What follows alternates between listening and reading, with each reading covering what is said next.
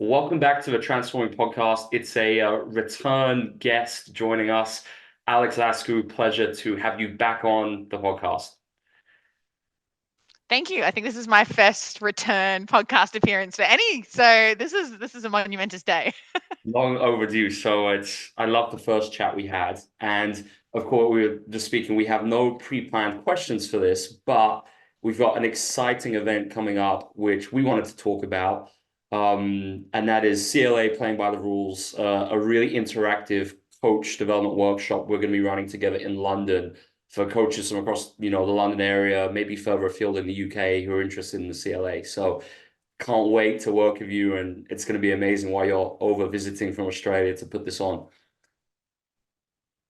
I think it's going to be kind of funny that this will be the first time we meet in person too.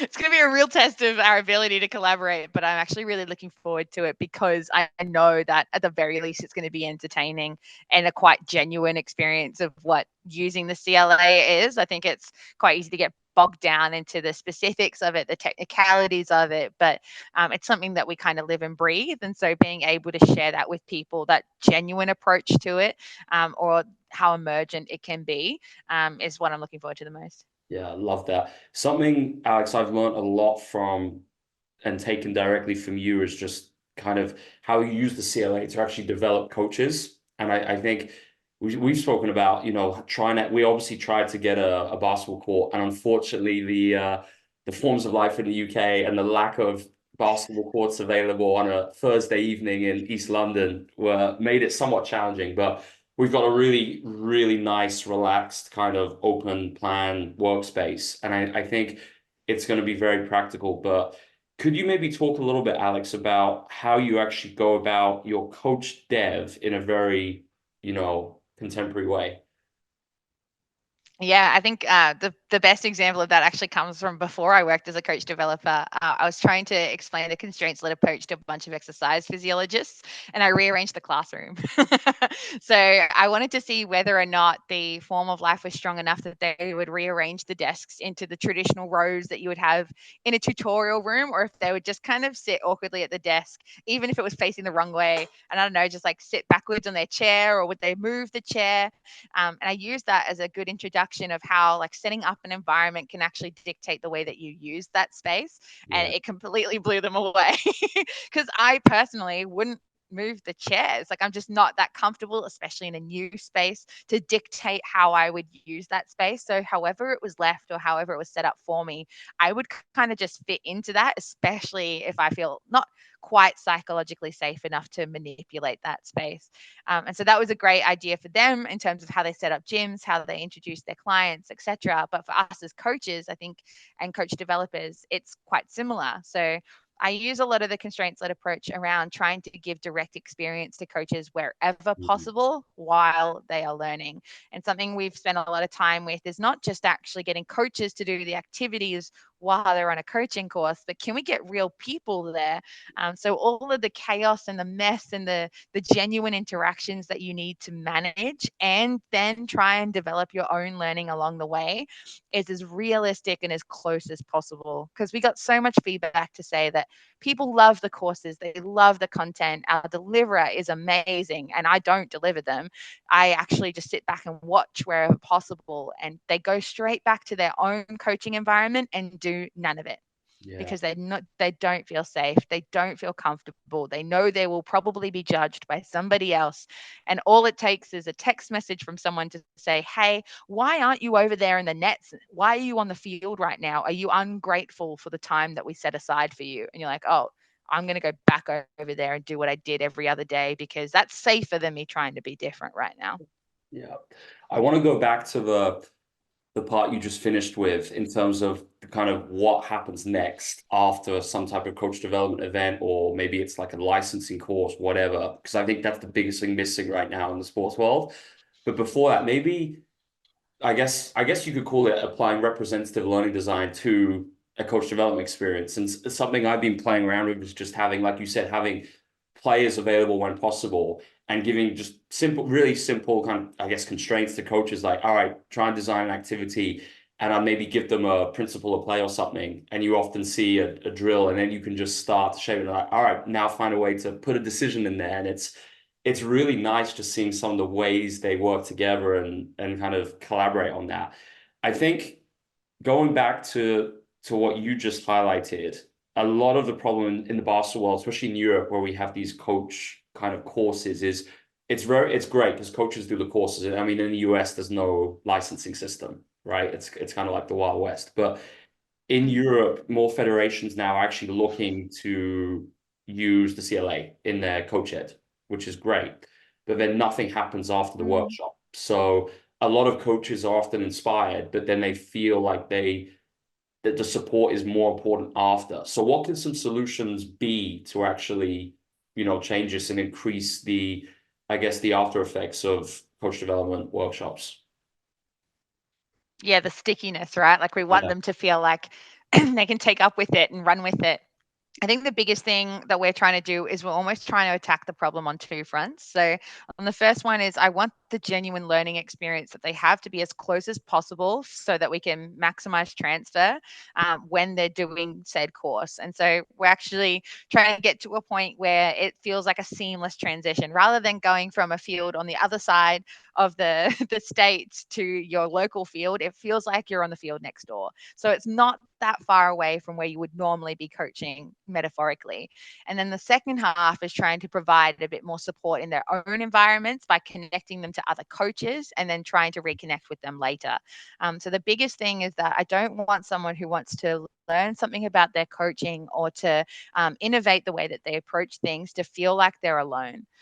So building those connections with other coaches at their clubs, I think, is the biggest thing that we want to try and target, especially from what I've learned, like my first season as a coach developer. We are too far away to actually be there and support them. But I don't have any knowledge that the other coach training next door doesn't have. I think that's a really hard thing for people to accept, that we are not a source of all knowledge. Whether or not we run a course does not dictate whether or not you can learn something. So, how are you going to find the next person that you can learn from? Who is your experienced other? That experience doesn't have to be someone at an elite level, doesn't have to have someone with doctor at the start of their name. It just has to be somebody who can feel what you're feeling and will ask you the right questions when you are ready to have them asked. And that is probably going to be the hardest element of what we do, because we're almost trying to disseminate that role of the coach developer to literally every coach in the system. Everybody can help everybody, because your experience coaching that age group or a different age group or boys or girls is so much richer than anything I can ever write about. I love that. I think that's why the biggest thing I've learned is over the last, I'd say particularly the last kind of year or so, is shifting from when I'm doing coach dev, instead of just literally lecturing, talking, trying to draw it out from the coaches themselves. And I think it's more about asking the right questions sometimes and being really intentional with how you go about that versus just, here's some slides we're going to go through, blah, blah, blah. So I guess that's a good bridge for what we're going to be doing in London.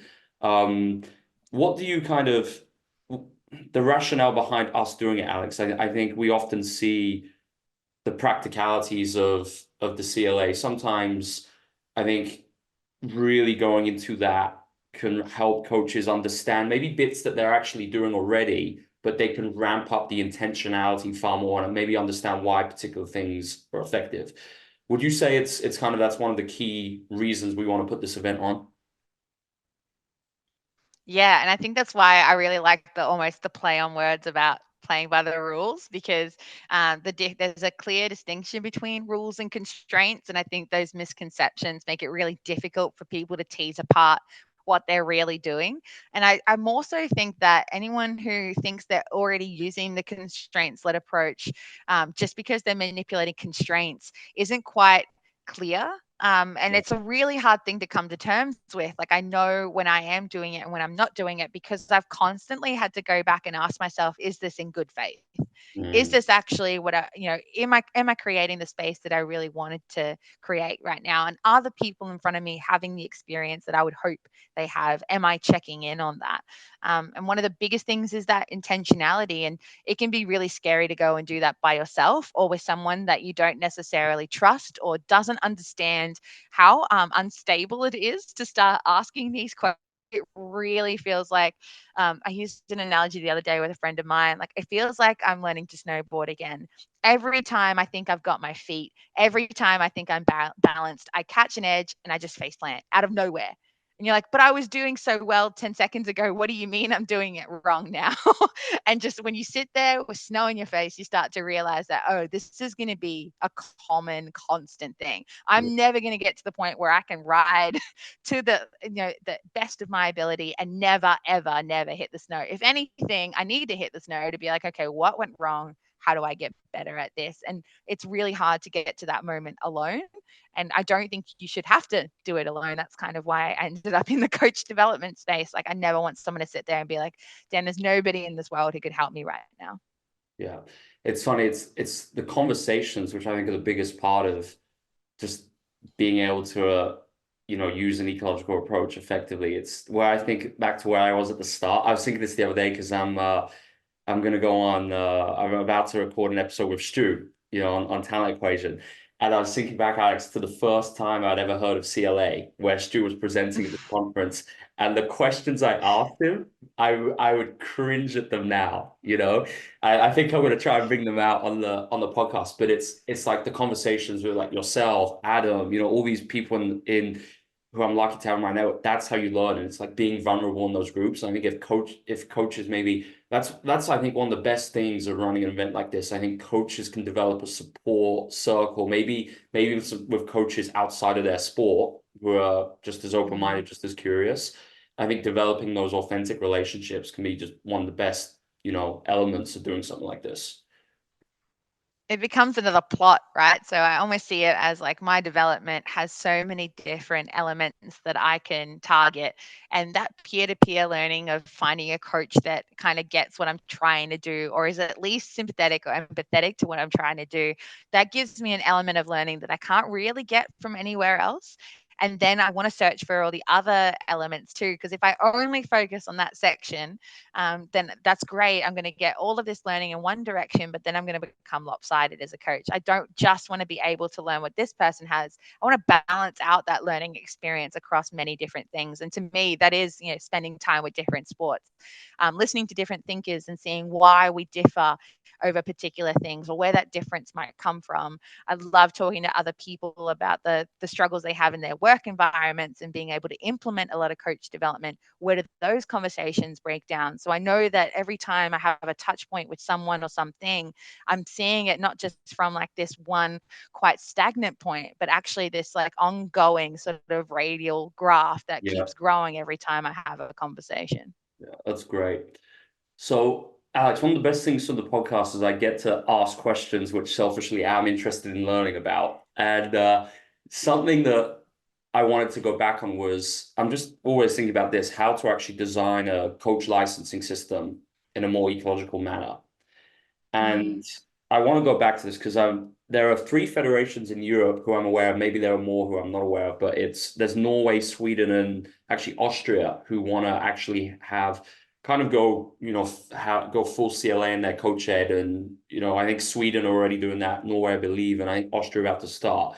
And I'd be really interested in, say you were responsible for coach education for a federation or whatever. How would you actually go about a lot of the time they have like 3 days, 5 days together. Sometimes it's one day and it's different levels. How would you like reframe the licensing system that's typically used in the basketball space? Gee, you're really taking some easy Big questions on question. me today. It's funny because we've been going through a similar process here, I guess, on a national level. And one of the biggest things I've loved to see is, I guess, the different degrees of participation. So something that one of my PhD students wrote about recently was about legitimate peripheral participation. And so if we think as the lower levels of like certification or courses as like this, you know, starting to come off the sidelines a little bit more and starting to get curious and drawn in, but you're not quite confident or strong enough to really take over it for yourself, I think being able to get as much learning from that space as possible is really important, rather than forcing people to be a head coach before they're ready. And so, how do we actually accredit that experience of learning from the sidelines, but still being engaged in a rich way? And I think a lot of that comes from being able to track our what we're observing, to reflect on that, to then have some ideas about how we change our practice. And it's almost like an action research cycle. I noticed this, therefore I think it kind of fits in here. Let's see where that fits. Okay, it wasn't like that, so let's try it again. And those processes, I think, are one of the hallmarks of like foundational learning. If that's the first thing that we learn, is to actually try something, see how it goes, reflect on it, try again. Then we can actually move from there in a far more ecological way than we do now, which is to perform an assessment or act in a certain Yeah. way that looks like coaching to get that first tick box. So I think for me, like that first sort of level, I would love to see that as the foundation of just that legitimate peripheral participation wherever possible, that slowly starts to feed itself into your practice if you feel safe enough to do so. And then I think the next level of that is probably getting to a day where you're prepared but not planned as the Mhm. person who is running the course. So Yeah. seeing what really pops up from their own environments and seeing the process that they go through to try and tackle that problem themselves. If we want our athletes to be problem solvers, we kind of need our coaches to do the same if they want to then set the right problem for them to solve. So being able to reflect that experience, it literally just feels like holding a mirror up. Okay, now I am the learner. I'm pretty sure there was a recent paper just on this, like coaching to learn, learning to coach, Yeah. where you actually just you go through that process that you used to when you were an athlete yourself, if you ever were one, or when you learn anything at all. How do I solve this problem? What is the problem? How do I then get support to solve it? What am I going to do next? And I think it's just the depth of that action research cycle changes over time. But if we predetermine what our curriculums are or what our direction of travel is before the coaches get in the room, we miss so much of what would be relevant to their context that we don't even develop them in the first place. And that's a really big ask, because not only does that put a lot of pressure on the coach developers, but how do you administrate that? Yeah. How do you make sure everyone gets the same experience or is at the same level? We'll actually think they're one step further than they were before, and that's all I'm really looking for. Would I love that, Alex? Would you say the idea of a curriculum is redundant? Because it's a lot of the coach licenses have these curriculums, and it's obviously based on techniques, drills, and it's I guess there's Mm. having some type of framework is useful, right? But I guess it has to be a living one where maybe the coaches actually on in the courses have a chance every year to contribute suggestions, revise it together. Would you say something along those type of lines? I actually think it's probably like it's more like a Goosebumps novel. I don't know if you ever read those books as a kid, No. but like you still have a book, right? So the idea is that you can turn to whatever page you need to next. So you might have a choice. You can go back to this page or forward to this page, depending on your direction of travel at this fork in the road of the story. I think curriculums, when they operate like that, they're incredibly valuable, because we still need to have a certain amount of things that we want people to be Sure. able to know and then to help somebody else. So I don't think they're entirely redundant, but maybe the linearity of it is where they stop being useful.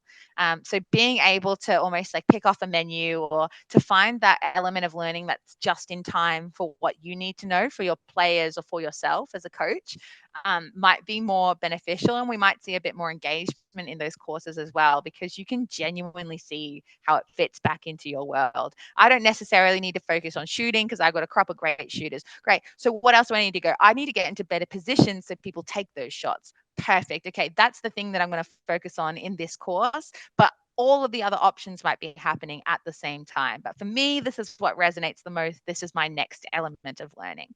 And Mm. yes, eventually you're going to get to a point where you have to learn something that is maybe not the most engaging. But if that's the last thing to get your accreditation versus the first thing, I think people would engage completely differently, especially if all the way along they got to have that autonomy of what their learning can look like. And then we do sort of almost those compliance elements to really help them level up.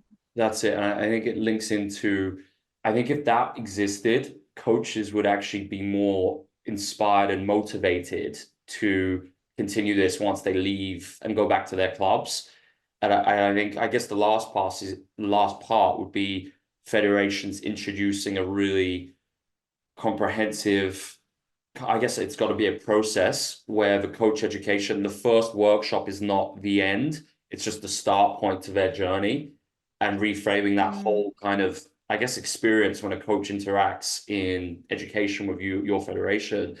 It's not just, all right, we're going to see you at these set events every year, but we're going to create an online, maybe it's online, whatever, just an ongoing support mechanism to continue helping those coaches.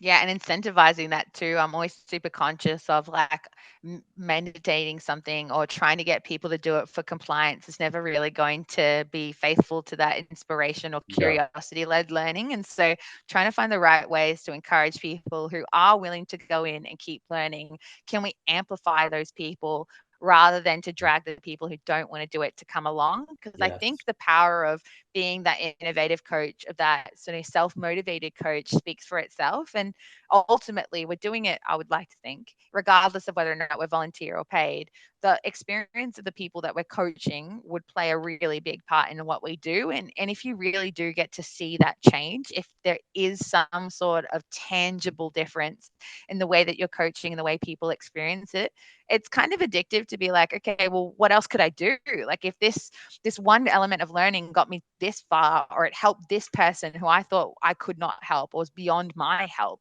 what else can I do with this kind of stuff? And that's always how I've ended up pursuing education. And I get that not everybody is like that. Not everybody feels like there's another 1% that they could find somewhere and they'll push for that. But I think I'd rather feed the hungry, in that I'm willing to create a system that genuinely supports those people, and then I'll bring the rest along with, the baseline kind of understanding of what our approach looks like, or what good coaching practice looks like, and what we choose to accept in our, especially community sport environments, which can be far more volatile than they ever should be. Yeah. And then eventually, once we get to that point, they might stumble upon their own coaching journey that is ready and there for the taking. Makes complete sense. I think too, Alex, just having, if you always get a few, I've noticed a few really engaged coaches who, and I've noticed it just in all the clinics I've done over the last few years, there's always a few who are like nodding, very to everything you said. It's really nice when you're doing a clinic and you see that. But I think if coaches who actually demonstrate that commitment and willingness to actually really, learn and put themselves out there and try this stuff, I think that's how you find the candidates to deliver future coach development. And a lot of federations Mm-hmm. tell me, they say to me, oh, but there's no one who can deliver CLA courses. Like, we can only bring in transforming and that's it. But the thing is, there's actually loads of candidates in their country, but they have to feel like there's an actual next step for them to progress and actually be doing that. And unfortunately, what we see a lot of is it's just universal in sport, the same people in the same positions over many decades. And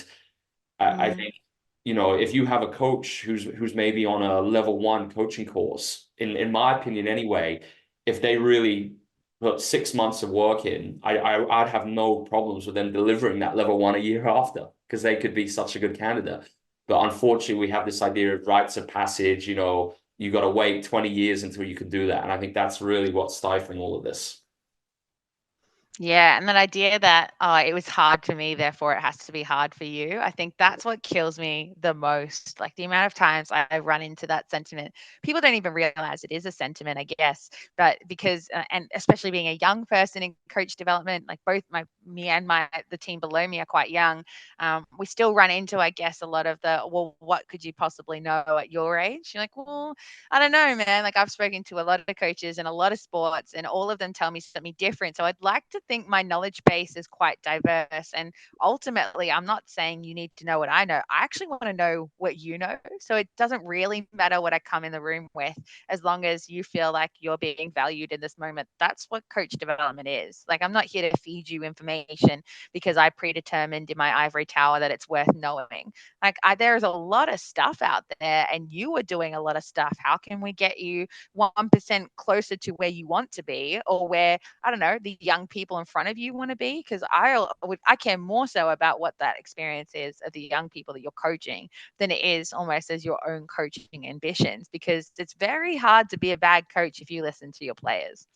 So true. So maybe we don't need to really push so hard if we value the people in front of us a bit more by default.